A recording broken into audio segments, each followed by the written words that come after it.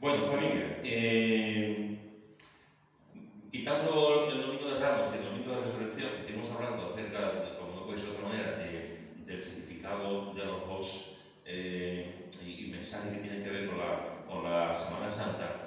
Recordáis que antes de la Semana Santa estuvimos viendo algunas de las cosas que tienen que ver con la segunda venida de Cristo.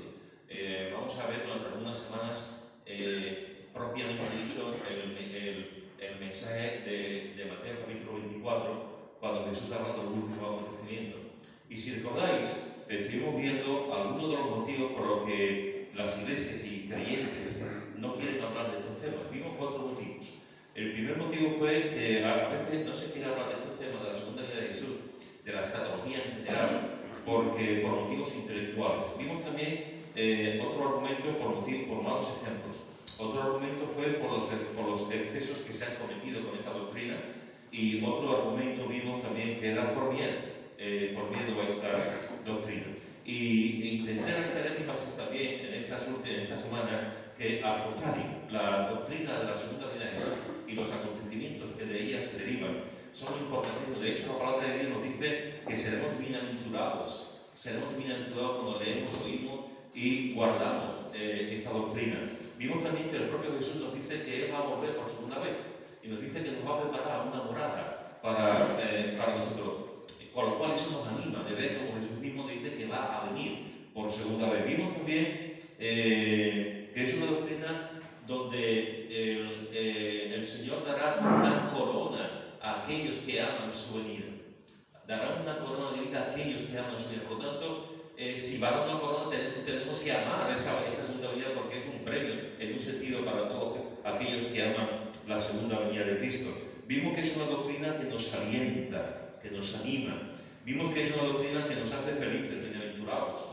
Vimos también que es una doctrina que nos da seguridad. No solamente lo dice Jesús, que es lo más importante, sino incluso los propios ángeles decían: este mismo Jesús que habéis visto va a volver por segunda vez. Vimos también que es una doctrina que nos ayuda a ser pacientes, como vemos en Santiago. Nos ayuda a tener paciencia ante las cosas que van a ocurrir y ante la segunda venida. Vimos también que es una doctrina que nos habla del inmenso amor de Dios. ¿Por qué no viene Jesús? Porque quiere que todo el mundo proceda al arrepentimiento. Eso es amor. Vimos también que es una doctrina que nos ayuda a vivir en santidad. ¿Qué tiene que ver la segunda venida de Cristo con nuestra vida? Pues tiene que ver mucho, porque tenemos que vivir velando, orando y viviendo en santidad, porque el Señor en cualquier momento puede venir. Esas son algunas de las cosas que hemos visto durante estas semanas, y todavía hay algunas cosas más que no voy a compartir, pero porque para no hacer muy largo, pero la doctrina de la segunda venida de Cristo es una doctrina que también nos enseña cuál es nuestra verdadera patria, la del cielo, como nos dice en Hebreos o en Filipenses. También es una doctrina que tiene que ser recordada, y lo hacemos en la Santa Cena. Cada vez que recordamos que hacemos la Santa Cena, recordamos que Cristo ha de venir por segunda vez. Y también es una doctrina que nos habla de la inmediatez de estar con Cristo cuando morimos. En un momento, cuando morimos, en un abrir y cerrar de ojos, estamos también en la presencia de Dios. Así que fijaros que son muchos motivos que la palabra de Dios nos enseña para enfatizar, para estudiar a los acontecimientos de la segunda venida de Jesús. Y en Mateo capítulo 24 encontramos una de las enseñanzas más importantes a este respecto. Todas las enseñanzas, en el Nuevo Testamento, todos los autores hablan de la segunda venida, todos hablan de la segunda venida de Cristo. Pero para nosotros la enseñanza mejor, por cierto, claro, es el Maestro. La más importante es la de Jesús, que enseña mucho acerca de este tema. Y como he dicho antes, es un tema fundamental y que en el capítulo 24 de Mateo se ve claramente. Cuando tú vas a los 4 evangelios, hay una serie de discursos, de enseñanzas de Jesús que son tremendamente importantes. Está el Sermón del Monte, que para muchos es el discurso más importante de Jesús, que vemos entre Mateo capítulo 5, 6 y 7. Vemos también el discurso del aposento alto, que es de Juan capítulo 13 hasta el capítulo 17. Vemos también en Mateo 13 la enseñanza de las palabras, todo un capítulo que habla sobre las palabras. Si vamos a Mateo capítulo 10, nos habla también de una serie de instrucciones que Jesús da a los discípulos para ir por el mundo predicando. y otros mensajes, otras enseñanzas igual de importantes en los evangelios. La diferencia de estos discursos, de esta enseñanza de Jesús con respecto a Mateo 24, es que en Mateo 24 y en Mateo 25 Jesús habla de la segunda venida de Él. Y cuando hablamos del capítulo 25 tenemos que hablar con un todo. Capítulo 24 y capítulo 25 se tienen que ver con un todo. De hecho, en el capítulo 24 Jesús enseña los acontecimientos que van a ocurrir y en el capítulo 25 lo enseña con parábolas. Enseña con parábolas las cosas que van a pasar. En el capítulo 25 nos habla de la parábola de las 10 vírgenes, nos habla de la parábola de los talentos y nos habla también de la parábola del juicio de las naciones. Y en el capítulo 24 nos dice los primeros 3 versículos. Capítulo 24 de Mateo, versículo 1 al 3 dice: cuando Jesús salió del templo y se iba, se acercaron sus discípulos para mostrarle los edificios del templo. Respondiendo él les dijo: ¿veis todo esto? De cierto os digo que no quedará aquí piedra sobre piedra que no sea derribada. Y estando él sentado en el monte de los olivos, los discípulos se acercaron aparte diciendo: dinos, ¿cuándo serán estas cosas? ¿Y qué señal habrá de tu venida y del fin del siglo? Fijaros que nos dice el texto que cuando Jesús sale del templo, cuando Jesús se va, cuando ya se estaba marchando, se acercaron sus discípulos para mostrarle los edificios del templo. Los edificios del templo era una maravilla. De hecho, hay muchos que consideran que era la octava maravilla del mundo antiguo. El templo que había en Jerusalén. Era como un edificio refulgente que cuando aquí se dice muchas veces la Torre del Oro, que cuando le daba el sol, por eso se llamaba la Torre del Oro, cuando entraban las carabelas y tal. Pues el templo cuando daba el sol también era un lugar refulgente, un lugar que parecía iluminado. Las columnas que tenía eran columnas muy grandes también. Eran como para cuatro personas dándose la mano, dando la vuelta a la columna. Fijaros el grosor que tenían la columna. Era un edificio sorprendente, bonito, hermoso, y de una gran importancia para el pueblo judío y por referencia para nosotros por toda la enseñanza que encontramos ahí. Jesús sale del templo, Jesús se va, se acerca a sus discípulos para mostrar los edificios del templo, como diciendo: mira Jesús, mira todo, mira qué edificio, mira cómo es el templo, ¿no? Y después dice que Jesús respondió, le dijo: ¿veis todo esto? De alguna forma los discípulos estaban presumiendo, de alguna forma le estaban diciendo: vamos a fijarnos en esto tan bonito, vamos a mirar esto. Seguramente lo estaban mirando desde una cierta perspectiva para contemplarlo todo, y es como si Jesús ahora le está diciendo: ¿veis todo esto? ¿Veis este edificio tan hermoso? De cierto os digo que no quedará aquí piedra sobre piedra que no sea derribada. Si yo soy un discípulo, en otro texto, en otra parte, se nos dice que eran 4 en realidad los que preguntaron esto. Si vemos esta situación, y yo estoy allí con los discípulos y Jesús, estoy presumiendo del templo y estoy diciendo: mira Jesús, qué templo, qué hermosura, y Jesús me dice: esto va a ser derribado, yo me quedaría cortado. Yo me quedaría porque yo estoy presumiendo de él y me dice Jesús que se va a derribar. Yo supongo que me quedaría así. Y claro, los discípulos, cuando dice: veis esto, no quedará aquí piedra sobre piedra que no sea derribada, hay un momento como de silencio, en como que están rumiando lo que Jesús ha dicho, lo que Jesús les ha comentado, y estando él sentado en el monte de los olivos, hay un momento de tranquilidad, de silencio, y pasa un poquito de tiempo, están sentados, pero siguen pensando en lo que Jesús les dice, y se le acercan los discípulos aparte y le dicen: ¿cuándo serán estas cosas? ¿Cuándo serán estas cosas? ¿Y qué señal habrá de tu venida y del fin del siglo? Fíjate que los discípulos van al grano, le preguntan 2 cosas. Le preguntan: ¿qué señal habrá? O sea, ¿cuándo serán estas cosas? La primera pregunta, y la segunda pregunta: ¿qué señal habrá de tu venida y del fin del siglo? Del fin, como en otras versiones pone, del fin del tiempo. Y aquí comienza lo que propiamente Jesús enseña acerca de las cosas que van a ocurrir cuando Jesús contesta a estas 2 preguntas de los discípulos. Y la primera cosa que Jesús les dice es, en cuanto a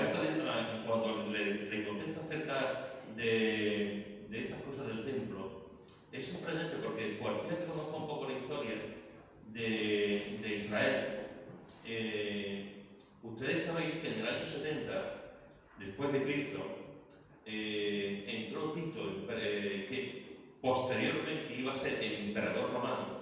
Entró Tito y destruyó literalmente a Jerusalén. Literalmente.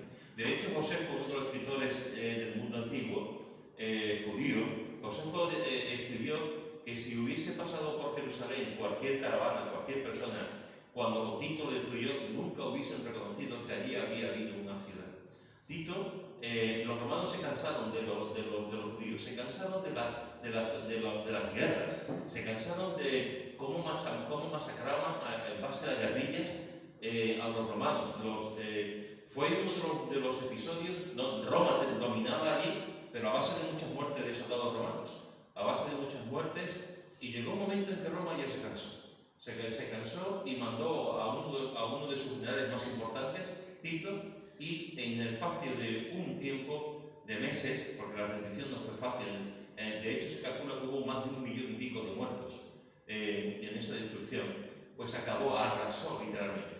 A partir de ahí, Jerusalén dejó de existir. A partir de ese momento, los judíos que sobrevivieron se fueron a otros lugares, a otros continentes, se fueron a Europa, a otras partes, y así estuvieron durante siglos. Y no solamente acabó con Jerusalén, con los muros de Jerusalén, que como sabéis solamente queda un poco de los muros de Jerusalén, que siempre sale en la televisión dándose golpes de pecho en el cabezazos ahí en el muro orando, y ponen sus plegarias en un papelito entre las hendiduras. Eso es lo que queda del muro. Fijaos lo que hizo el Tito y sus soldados. Acabaron con ello y acabó con el templo. No solamente acabó con Jerusalén como ciudad, sino que arrasó también con el templo. Así que lo que Jesús dijo se cumplió años después. Lo que Jesús dijo se cumplió apenas 40 años después, y Jerusalén y el templo fueron completamente destruidos. Cuando le preguntan esto, claro, ellos también no lo sabían, pero Jesús ya sabía que el templo y la ciudad iban a ser completamente destruidos. Y cuando le preguntan esto, Jesús responde, y la primera señal que Jesús da, la primera, y lo dice en 3 ocasiones en el capítulo 24, la primera señal es la que vemos en los versículos 4 y 5, que dice: respondiendo Jesús le dijo, mirad que nadie os engañe, porque vendrán muchos en mi nombre diciendo, yo soy el Cristo, y a muchos engañarán. Después vamos a ir viendo otros 2 textos donde aparece lo mismo, donde aparecen los falsos profetas, los falsos apóstoles y los falsos anticristos. Pero fijaros que aquí la primera señal es: Jesús dice, mirad que nadie os engañe. Es decir, estad atentos, prestad atención, tener los ojos vigilantes para que sepáis en cada momento lo que va a ocurrir. Y cuando prestando atención, tener los ojos abiertos, que sepáis que una de las señales que va a ocurrir, la primera señal que Jesús da, es que vendrán muchos en mi nombre diciendo, yo soy el Cristo, y a muchos engañarán. Fijaos las palabras que Jesús da aquí. Jesús dice que muchos se harán pasar por él, porque está hablando muchos en mi nombre, se harán pasar por él y dirán, yo soy el Cristo. Fijaros que no está diciendo, yo soy un Cristo. Está diciendo que será el Cristo. Hay muchos que dirán, yo soy el Mesías, yo soy el Cristo, y a muchos engañarán. Estas personas no se harán pasar por falsos maestros, ni falsos predicadores, ni falsos profetas, que después lo va a decir. Estas personas van a decir desde el principio, yo soy el Cristo, yo soy el Cristo, yo soy el Mesías prometido, yo soy el que va a continuar con la obra, yo soy el Cristo. Y se harán pasar por auténticos Mesías. Afirmarán que son el verdadero Dios. Afirmarán que la salvación depende de ellos. Afirmarán que van a ser el único camino. Afirmarán que ellos son la verdad, etcétera, etcétera, etcétera. Lo mismo que Jesús estaba diciendo, lo que pasa es que Jesús lo validó con su vida. Los mismos razonamientos, las mismas cosas van a venir. De hecho, vinieron muchos en aquella época y siguen viniendo. Yo soy el Cristo. Y nos dice el texto, nos dice Jesús que a muchos engañarán. ¿Sabéis, hermanos y hermanas? Cada generación tiene sus anticristos, cada generación tiene sus falsos profetas, y cada generación tiene sus falsos maestros. Todas las generaciones han sufrido la situación de alguna persona que ha dicho que es el Cristo encarnado. Cuando en el año 1978, algunos recordaréis, yo tenía 18 años, recordaréis el suicidio de la Guayana. No sé si recordáis que había una secta, la secta del templo, donde había un pastor, el pastor Jim Jones, que empezó una obra de buena manera, como casi siempre se empieza, de una manera buena y con una preocupación social. Lo que pasa es que este hombre unió una preocupación social con la predicación del Evangelio y una preocupación política también. Y llegó un momento en que aquello derivó en una secta que se conocía como la Iglesia del Templo, y esta secta al final se fueron a vivir a una isla en la Guayana, al noroeste de América del Sur. Y si recordáis, y los que no recordan, lo mismo lo han escuchado, aunque seáis más jóvenes, hubo un suicidio colectivo donde 918 personas murieron voluntariamente. Algunos dicen, que estudiaron el tema, dicen que incluso hubo, que posiblemente no es que todos se suicidaran, sino que no puso algo en la bebida, la comida, en el que provocó este hombre que algunos sin saberlo muriese, pero eso no se puede, algunos lo dicen, lo enseñan. El caso es que lo que durante muchos años se enseñó fue que 918 personas, entre ellos niños y personas mayores, murieron suicidándose porque este hombre pues lo adoraba como si fuese el Mesías. Este hombre, yo después he tenido ocasión de leer algún libro acerca de él, y este hombre era Dios, literalmente, era Dios para este grupo de personas. De hecho, tenía relaciones con mujeres en el grupo cuando quería. Tenía un manejo de dinero muy importante. La gente hacía y deshacía la vida de los demás a su antojo. Es decir, era un Mesías para él. Era un auténtico Dios para este grupo de personas. Y al final, pues acabaron matándose ese 18 de noviembre de 1978. Más adelante, el 19 de abril de 1993, y yo todavía lo conservo en la memoria, yo recuerdo en mi mente el suicidio en Texas, de la secta de los davidianos. Y recuerdo que hubo un grupo de estas personas que se entraron en una especie de rancho, y hubo, pues durante varios meses estuvieron allí, la policía los cercó, estuvieron tratando de que saliesen de allí. Tenían armas, tenían fusiles, y llegó un momento después de 2 o 3 meses que lucharon contra la policía tuvo que entrar, los especialistas tuvieron que entrar allí en aquel rancho, y el 19 de abril de 1993 entraron y se encontraron con que murieron o se suicidaron 76 personas. 76 personas que murieron.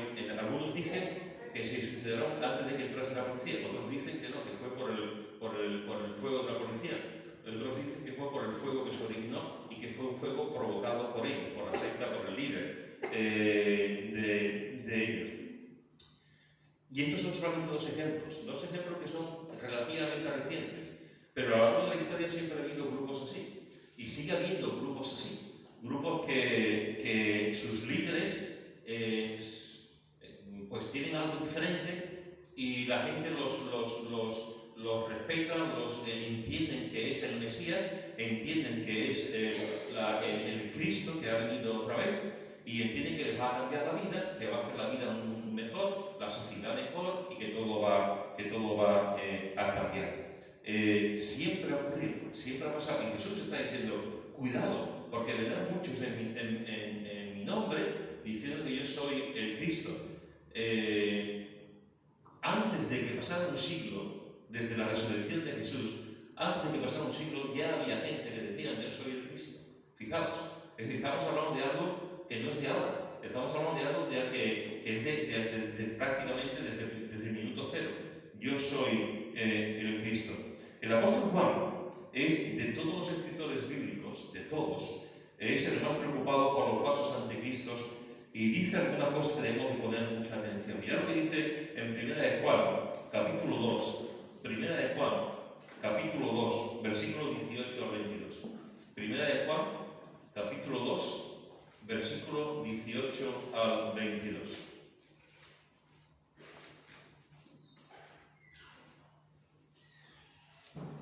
Primera de Juan, capítulo 2, versículo 18 al 22, dice: Hijitos, ya es el último tiempo, y según vosotros oísteis que el anticristo viene, así ahora han surgido muchos anticristos, por esto conocemos que es el último tiempo. Salieron de nosotros, pero no eran de nosotros, porque si hubiesen sido de nosotros, habrían permanecido con nosotros.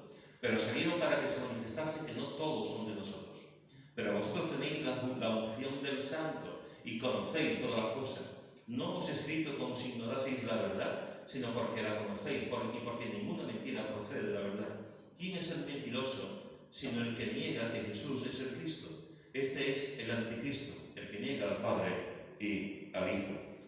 Fijaros, hermanos y hermanas, que en este texto nos dice también el apóstol Juan, nos dice una verdad importante.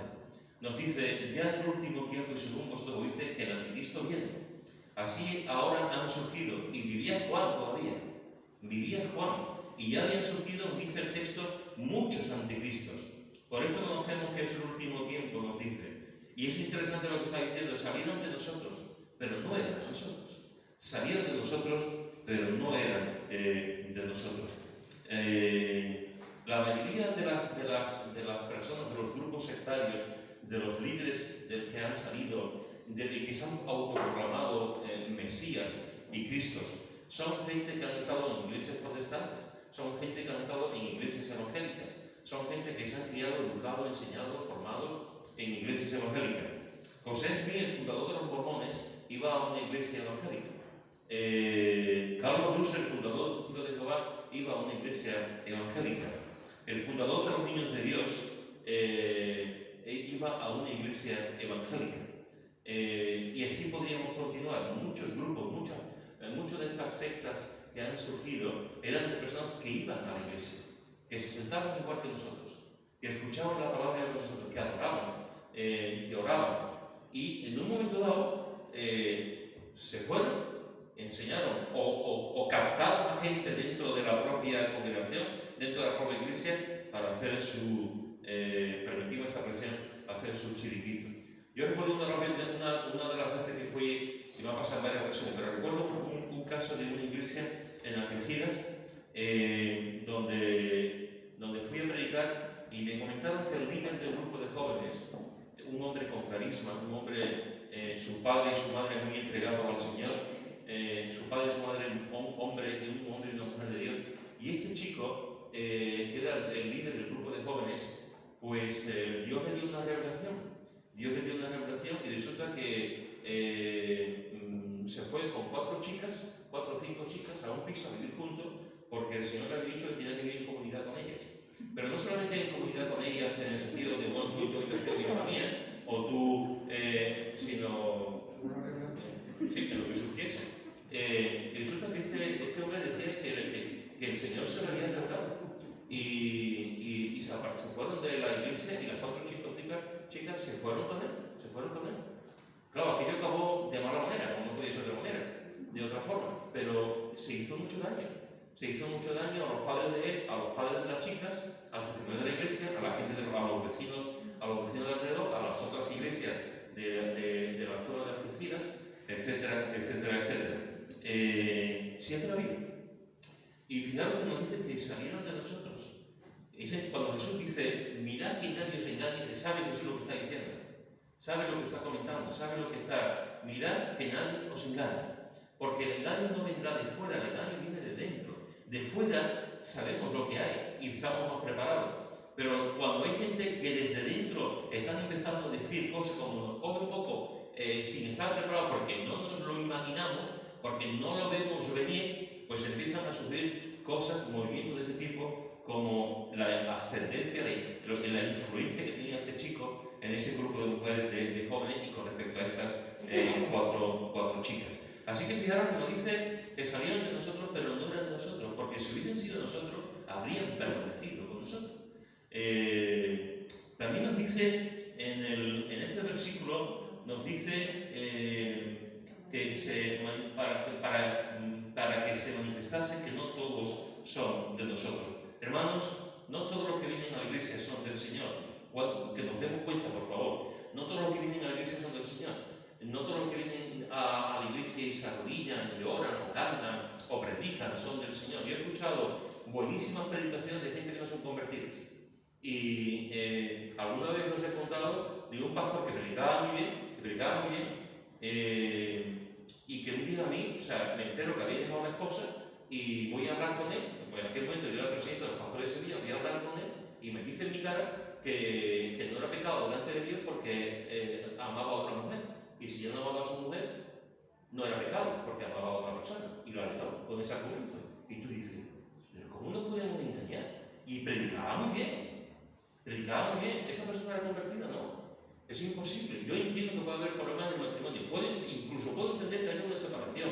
Puedo entender muchas cosas. Pero yo no puedo entender que una persona diga, no es pecado porque dejo de amar a mi esposa y a otra mujer, por lo tanto no es pecado.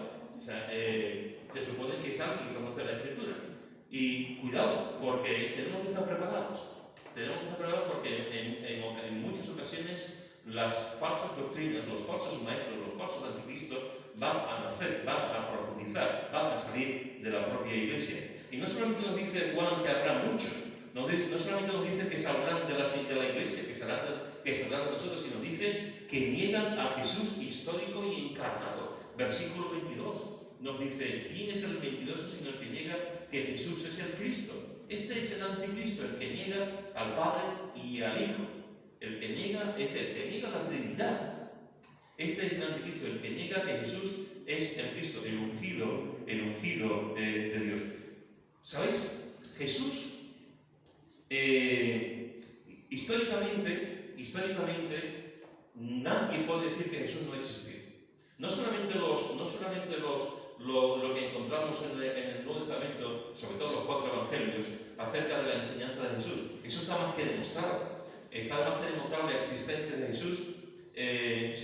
Ya no solamente eso, sino los documentos que hay de historiadores, de eruditos, de aquella época, de cartas que se conservan, de personas que hablaban acerca de un tal Cristo, de un tal Jesús. Y hay documentos fuera de las Escrituras y fuera de la Iglesia que nos hablan del nacimiento y de la encarnación y de la vida de Jesús. Cuando hablamos de Jesús estamos hablando no solamente de algo que tiene que ver con cierta historia o con cierta leyenda o con cierto cuento. Jesús no es una leyenda, Jesús no es un cuento. Jesús no es algo que alguien se inventó. Hay 1000 pruebas del nacimiento de Jesús, hay 1000 pruebas de la muerte de Cristo, hay 1000 pruebas de lo que Jesús hizo. Está muy claro el nacimiento y la vida y la muerte y la resurrección de Jesús y su encarnación.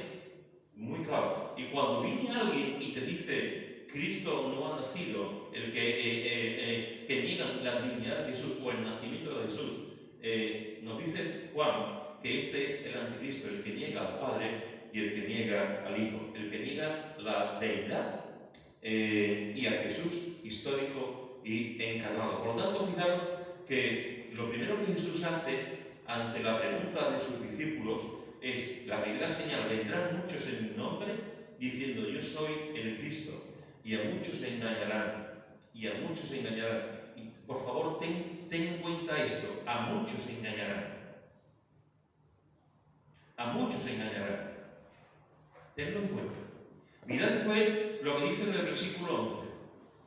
Dice, y muchos falsos profetas se levantarán y engañarán a muchos. Antes está hablando de que vendrán muchos en mi nombre diciendo yo soy el Cristo, y ahora está hablando de otra manera. Ahora está hablando no de gente que van a decir yo soy el Cristo encarnado, sino de gente, de falsos profetas que se levantarán y engañarán a muchos. Y fijaros otra vez lo que dice, muchos. Por una parte está diciendo, vendrá gente que dirá yo soy el Cristo. Y por otra parte está diciendo, vendrán gente, falsos profetas, que se levantarán y engañarán a muchos.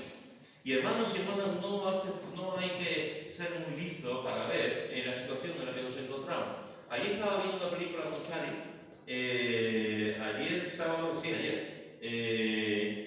estaba viendo una película con ella en casa, una película que se llama El Cuartito. El Cuartito es una película donde hay un grupo de viajeros que llegan a Puerto Rico, y que sabéis que Puerto Rico es un estado que tiene un estado de colaboración con Estados Unidos. Y llega un grupo de viajeros, llegan a Puerto Rico, casi todo el mundo habla español, y no es norteamericano, pero tiene un grado, un grado de cooperación, de unidad, y es como si fuese un estado, independiente y tal, pero como si fuese un estado. Y es interesante, al final, la película nos habla de un español que va a llegar allí y no tiene la visa para entrar, de una chica de Puerto Rico que lleva 15 años sin aparecer por allí porque tiene un problema con la madre y tampoco tiene visa. Total, que al final meten a 5 o 6 en un cuartito. Estos cuartitos típicos de los aeropuertos, donde tú tienes que pasar un tiempo porque te van a interrogar, porque hay cosas que no se aclaran muy bien, que no saben quién eres, y la película está simpática, y de pronto aparece uno que es un pastor, fíjate tú. Aparece uno que es un pastor, y el pastor quiere entrar en Puerto Rico, es decir, quiere entrar, a través de Puerto Rico quiere entrar en Estados Unidos. Y el pastor es un sinvergüenza. Es un sinvergüenza, pero es el típico, además está bien retratado. Es una persona que habla muy bien, que levanta las manos, que te dice: Dios te va a cuidar, Dios te va a hacer esto, hermano, arrepiéntete de tu pecado. Estoy escuchando la voz de Dios, estoy escuchando la voz de Dios. Y yo estaba viendo eso y estaba diciendo: yo no sé quién es el director de la película. Casi siempre me gusta ver quién es el director de la película, pero aquí no presta atención. Tengo que, digo, porque está retratando una figura. Está retratando una figura de estos pastores carismáticos, de estos pastores que tienen. De hecho, en la película habla de 2 o 3, que son pastores reales, de grandes iglesias. Y tienen una forma de actuar así, de atraer las masas, de atraer a la gente. Cuando tú tienes un micrófono, tienes un grupo de alabanza, tienes una buena voz, tienes recursos, eso es un caldo de cultivo. Un caldo de cultivo para levantar a falsos profetas, a falsos predicadores, a falsos maestros, y decir lo que la gente quiere escuchar. Porque en realidad lo que el anticristo y los falsos profetas van a hacer siempre es escuchar lo que uno quiere escuchar, que fue un poco lo que estuvimos hablando también el viernes.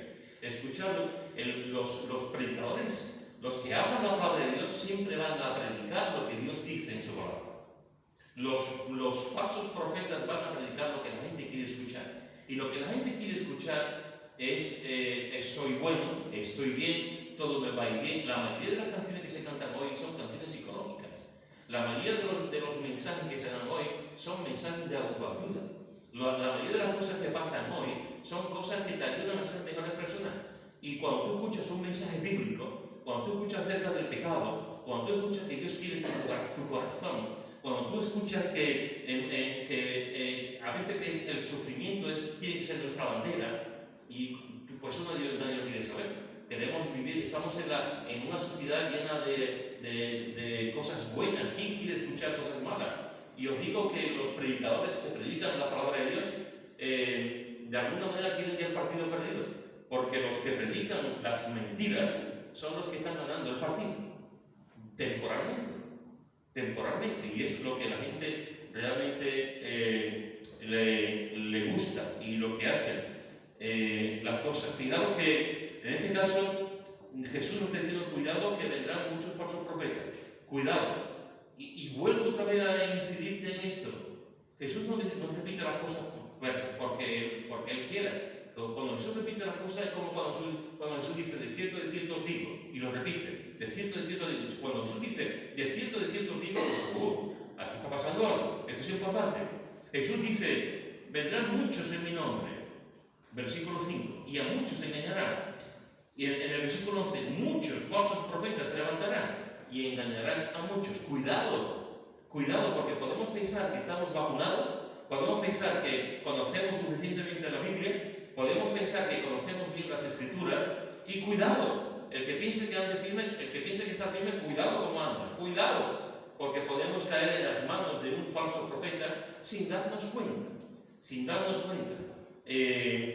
En nuestra iglesia en Utrera, hace ya algunos años, vino un señor, una persona que venía de República Dominicana, un hombre alto, grandote, fuerte, y terminamos un día un culto, salgo por la calle, veo a un hombre que está preguntando a alguien de la iglesia, le está preguntando ¿quién es el pastor? Y este hermano le dice, este hombre es el pastor. El hombre se viene para mí y me dice, hola, yo soy tal, vengo de República Dominicana.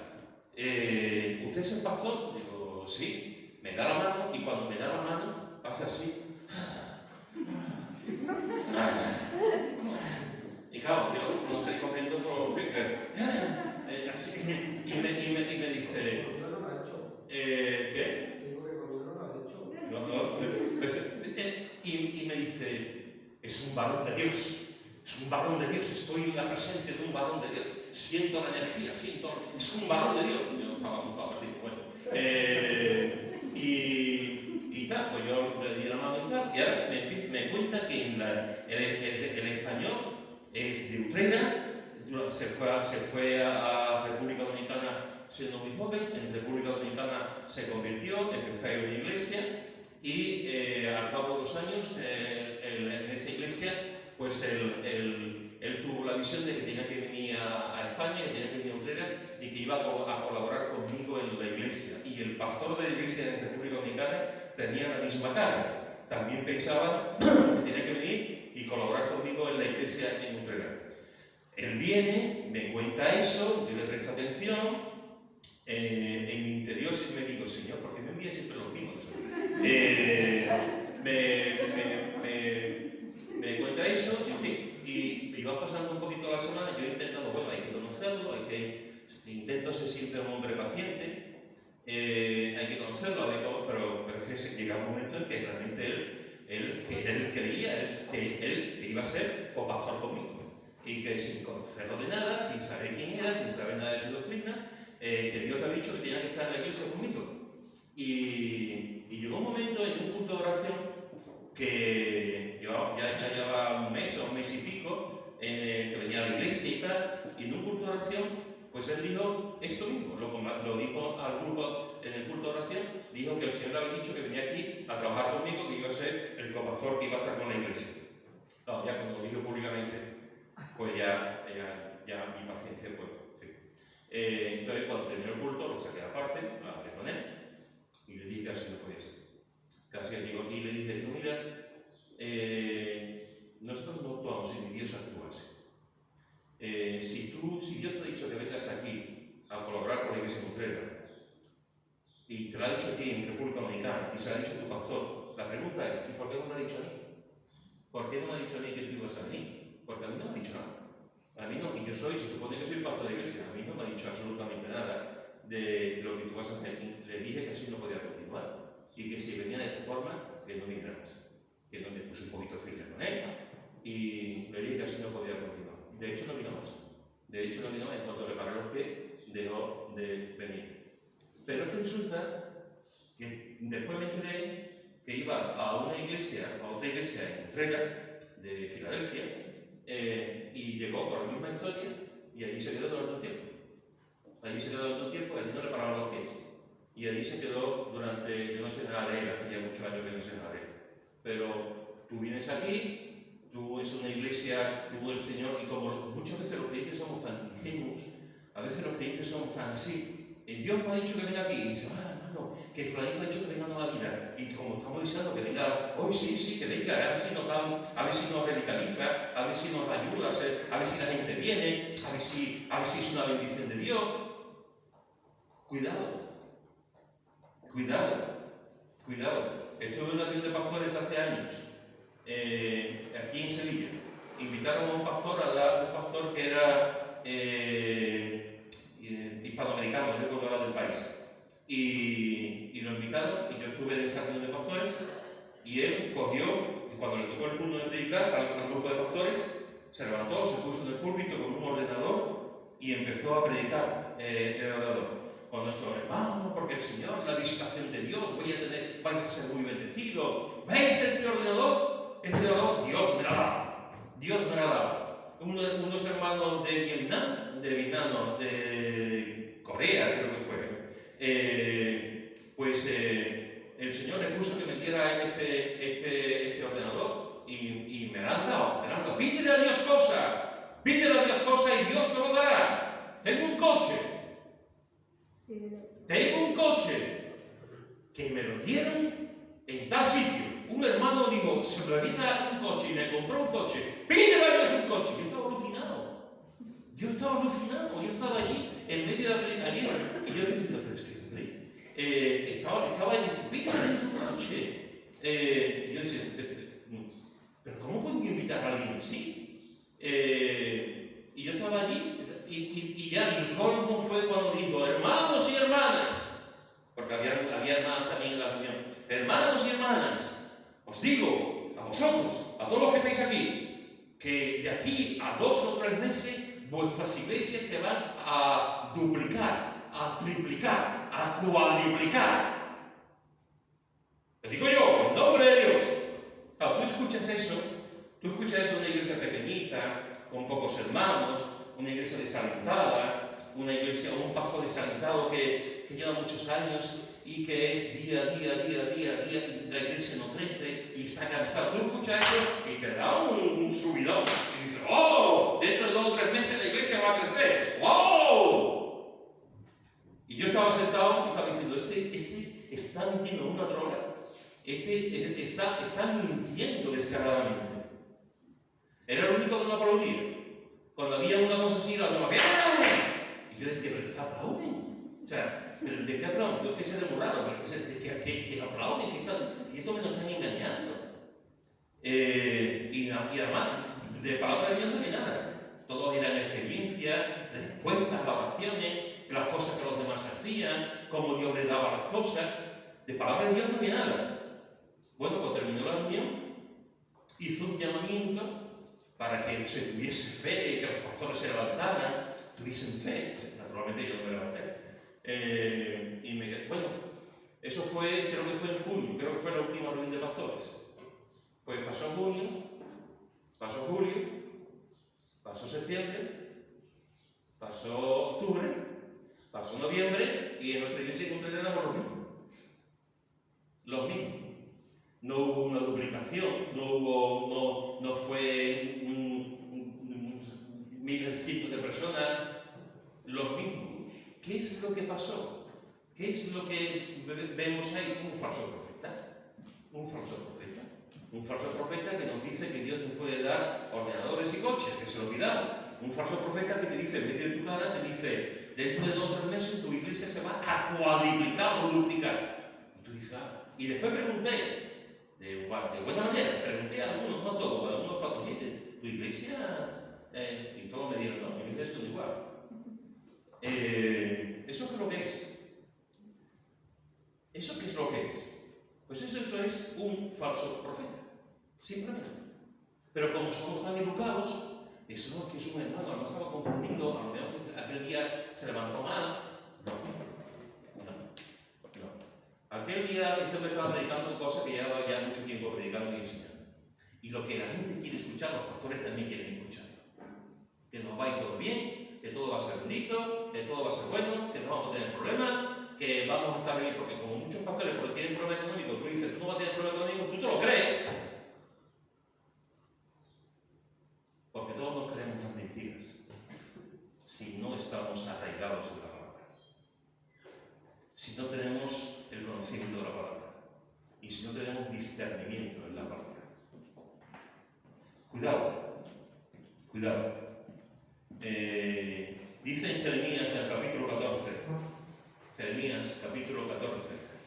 versículo 13 al 14, dice Jeremías, capítulo 14, versículo 13 y 14, dice, y yo dije, Señor Jehová, dice Jeremías, he aquí que los profetas les dicen, no veréis espada ni habrá hambre entre vosotros, sino que en este lugar os daré paz verdadera. Me dijo entonces Jehová, falsamente profetizan los profetas en mi nombre. No los envié, ni les mandé, ni les hablé. Visión mentirosa, adivinación, vanidad y engaño de su corazón os profetizan. Jeremías estaba diciendo al pueblo lo que el pueblo no quería escuchar. Jeremías estaba diciendo que nos van a llevar en cautiverio. que van a venir, que se van a apoderar de nosotros, que van a acabar con nosotros y que nos vamos a ir. Y los falsos profetas decían, no nos van a llevar en cautiverio, no nos van a llevar a ningún sitio, estad tranquilo, vivir en paz, ir a vuestras casas, comer bien, estar con vuestros hijos, disfrutar la vida. Las naciones no van a venir a por nosotros, Dios nos lo ha dicho. Jeremías era el único que decía que nos vamos, que van a acabar con nosotros, que nos van a llevar de aquí. Pero no se lo creían, no lo querían creer, querían escuchar a los falsos profetas que decían que te iba bien, igual que hoy, exactamente igual que hoy.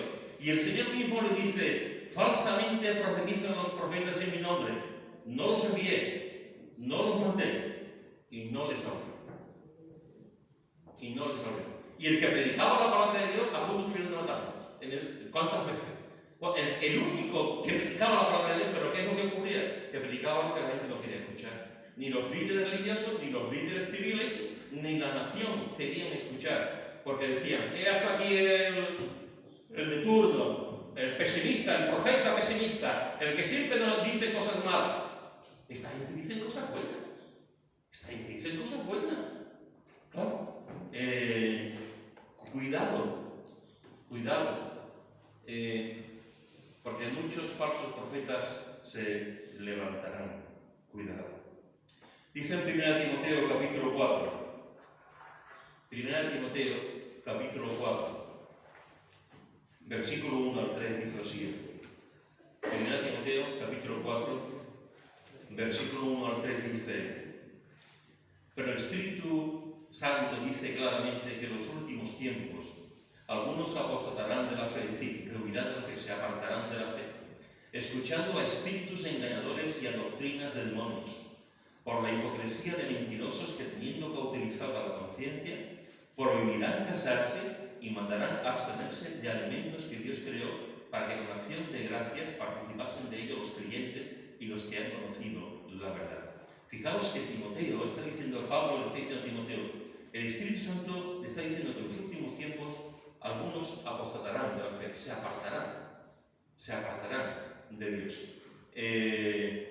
Cosa que ocurre, mirad, la apostasía de la Iglesia es algo que cada vez tiene más envergadura. Hay personas que se apartan del Señor, se apartan de la Iglesia cada vez más. Ya no solamente la apostasía, digamos, física, que te aparta de la Iglesia y que te aparta del Señor, sino la apostasía doctrinal, apostasía espiritual. Se está permitiendo hoy en día en las iglesias todo tipo de pecado, se están permitiendo todo tipo de situaciones, y la gente le gusta, y la gente prefiere eso a la predicación fiel y al predicador fiel que comparte la palabra. Antes de los tiempos, antes de que Cristo venga, habrá una gran, que lo veremos también, es toda la señal que Jesús da en Mateo 24, una gran apostasía. Y aquí Pablo está siguiendo lo que Jesús está diciendo. En los últimos tiempos algunos apostarán de la fe, escuchando a espíritus engañadores y a doctrinas de demonios. Hermanos, a doctrinas de demonios. Esto es muy fuerte y tenemos que estar con temor y con temor. ¿El diablo cree en Dios? Sí. El diablo cree en Dios. El diablo sabe quién es Dios. El diablo vio a Dios actuar. De hecho, lo creó. El Dios fue creado. Dios creó al diablo y a los ángeles. Santiago nos dice que los demonios creen y tiemblan, pero creen. O sea, si la gente piensa que el diablo no es ateo, está totalmente engañado. La palabra de Dios dice que el diablo sabe quién es. Lo que pasa es que no sabe, no es la fe salvífica, no es la fe que tenemos nosotros en la salvación, no es la fe del que cree que en Él como Salvador y Señor, pero sabe que existe, y sabe que Dios tiene un plan, y sabe que ese plan se va acercando, y sabe que en el plan profético de Dios, el diablo sabe dónde va a ir al final de los tiempos, y él sabe que va a ir al lago de azufre y fuego, lo sabe. Y está haciendo todo de su parte para que eso no ocurra, para cambiar el calendario bíblico, lo que Dios nos dice. No, si el diablo cree, tiene su propia iglesia, escuchando a espíritus engañadores y a doctrinas de demonios. Es decir, Hay personas que predican el mensaje del diablo. Hay personas que predican falsos mensajes, falsas predicaciones, el evangelio del diablo, no el evangelio de Dios, no el evangelio de Cristo. Y tenemos que estar preparados, familia. Tenemos que conocer la Escritura, tenemos que venir a la iglesia, tenemos que alimentarnos, tenemos que orar, tenemos que leer individualmente la palabra, tenemos que conocer la sana doctrina. Porque no todo el que predica el evangelio bíblico. Y no todo el que predica cosas predica lo que la palabra de Dios nos dice. Hay personas gente engañadoras que van a predicar doctrinas de demonios. Doctrinas de demonios. Y esto es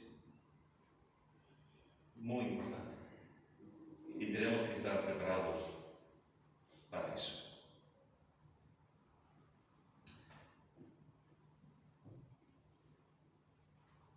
Mirad lo que dice, mirad lo que dice en los versículos 23 y 25 de Mateo 24.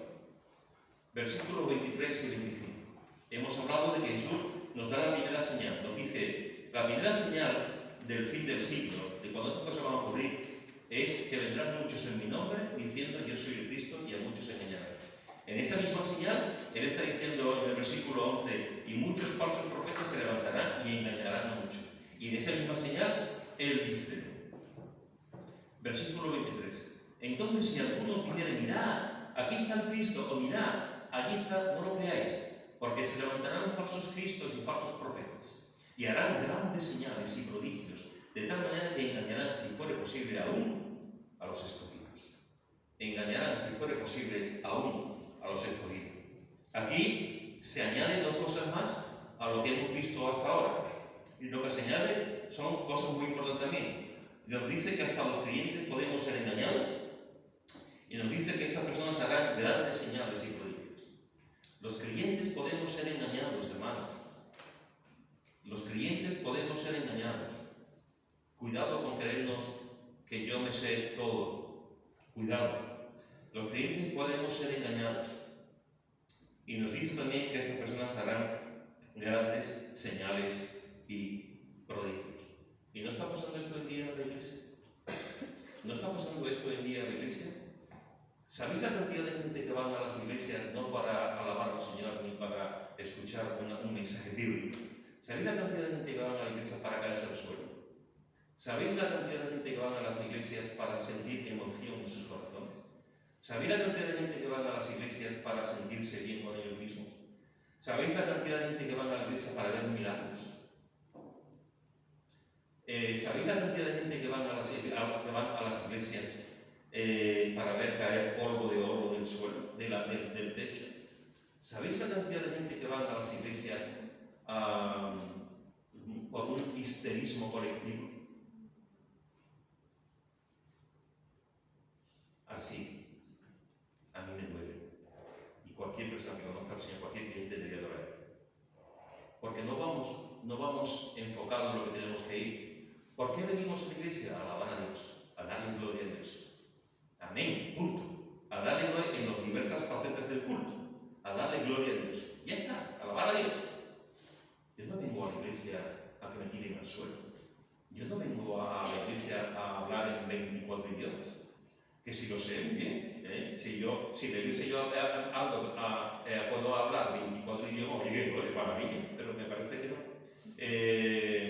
Yo no vengo a la iglesia a hacer cosas como si yo fuese un animal. Soy el león de Judá. ¡Ah! Señor, ven por mí. ¡Ah! Yo no vengo a la iglesia a hablar así. Yo vengo a la iglesia a adorar.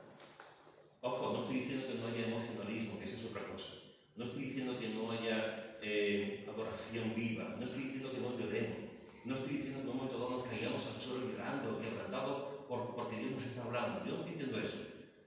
De hecho, una cosa que me interesa también ver iglesias con mucha doctrina, pero muy frías. Tampoco es eso. Hay iglesias con muy buena doctrina y son más frías que el hielo. Tampoco es eso. Las emociones Dios nos las ha dado. Entonces, las cosas Dios nos las ha dado. Y si un día Dios te habla y te tiras al suelo, pues tírate al suelo. Pero una cosa es, en un momento puntual, en algo que tú ves claramente de Dios, y otra cosa es venir a la iglesia, a ver lo que Dios hace, a ver lo que Dios hace. ¿Y sabéis lo que he visto con el tiempo? Lo que he visto con el tiempo es que la persona que se tira el domingo, que hace maravillas, que dice cosas, ¡Gloria a Dios! ¡Aleluya! ¡Oh! ¡Aleluya! ¡Hermano! ¡Oh! ¡Tiempos nuevos! ¡Agua nueva! ¡Fresca! ¡Oh! Lo que he visto con el tiempo es que salen, ¡wow! Salen, pero el lunes siguen igual. El lunes siguen igual, el martes, y cuando llega el domingo, vamos otra vez a la iglesia, ¡vamos fresca! ¡Hermano! Y otra vez al suelo. Siempre no hay un cambio, no hay un crecimiento, no hay una madurez. Y tú dices, perdón, algo tiene que pasar. Si siempre estamos igual y no vamos creciendo, algo está ocurriendo. Nos conformamos con ese tipo de cosas que nos va a ayudar ese domingo, pero no crecemos. Cuando una de las cosas que ocurre con la palabra es que la palabra nos ayuda a crecer. Nos ayuda a crecer. Por lo tanto, fijaros que, cuidado, porque podemos ser engañados, los creyentes, si no conocemos bien la palabra, y porque estas personas harán grandes señales y prodigios. Grandes señales y prodigios. Recuerdo algo que todos conocéis. Moisés hizo las señales de las plagas, Moisés y Aarón. Pero en 4 señales, no recuerdo si fueron 3 o 4, los hechiceros de Egipto lo hicieron también. Los hechiceros de Egipto hicieron las mismas cosas que hizo Moisés. Llegó un momento en que ya no pudieron replicarlo, pero lo hicieron. Puede haber gente en las iglesias que digan que son predicadores, pastores, misioneros, apóstoles, lo que queramos, que hagan falsos prodigios, lo puede haber, no lo puede haber. Lo mismo que lo hicieron los falsos hechiceros que había en Egipto. Fíjate lo que dice aquí la palabra. Mateo capítulo 7, versículo 22 al 20 y 23.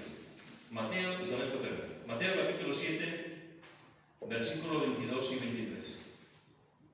Bueno, y el 21 dice: no todo el que me dice Señor, Señor entrará en el reino de los cielos, sino el que hace la voluntad de mi Padre que está en los cielos. Muchos, otra vez de muchos me dirán en aquel día: Señor, Señor, ¿no profetizamos en tu nombre? ¿Y en tu nombre echamos fuera demonios? ¿Y en tu nombre hicimos muchos milagros? Y entonces les declararé: nunca os conocí. Apartaos de mí, hacedores de maldad. Hermanos, esto es tremendo. Esto es tremendo. Porque nos está diciendo que hay gente que dirá: Señor, que profetizamos en tu nombre. Señor, que en tu nombre echamos fuera demonios. Señor, que en tu nombre hicimos muchos milagros. Lo que estamos viendo. No olvidemos el poder satánico que hay detrás. No olvidemos las influencias malignas que hay detrás. No olvidemos que hay un poder muy grande que es el poder del diablo. El poder de Dios es infinitamente mayor que el del diablo. El diablo no se queda nada, pero es mayor que nosotros. Es mayor que nosotros. Y tiene una forma de actuar muy inteligente. Cuidado. Y Jesús dice frases fuertes. Jesús dice: nunca os conocí. Vosotros que habéis predicado, vosotros que estáis diciendo falsos profetas, yo no conozco. Apartaos de mí. Y dice: hacedores de maldad. Es decir, hombres malos, personas malas. ¿Pueden ocurrir este tipo de cosas en las iglesias? Sí. Y no soy profeta ni hijo de profeta, pero cada vez ocurrirán más. Y entonces, cuando venga un predicador, una mujer, un hombre, y digan cosas: hermano, tal, Dios te va a bendecir, más, déjanos más, queremos más. Nunca vas a tener problema. Danos más, queremos más, esto es lo que quiero. Tú, levántate. Que Dios te sane. Y Dios puede sanarlo, evidentemente. De hecho, sana. Y creo la sanidad a pie juntillo. Es una de las cosas que tengo muy claro. Pero también tengo claro que hay falsos maestros y falsos profetas que van a decir cosas y que se pueden cumplir, porque hay un poder maligno detrás. Hermanos y hermanas, la primera señal que Jesús nos da de su segunda venida y de los acontecimientos que van a ocurrir, la primera señal que Jesús da es esta que hemos visto: los falsos anticristos, los falsos profetas y los falsos cristos. Esa es la primera señal. Y nosotros como creyentes, como iglesia, lo que tenemos que hacer es conocer la palabra. Conocer la palabra. No descuidar la asistencia a la iglesia. No descuidar nuestro compromiso con la iglesia y con lo que se hace en la iglesia. No descuidar nuestro tiempo de oración y devocional y de estudio cada día, cada uno en su casa. Leer la palabra de Dios y leer buenos libros cristianos.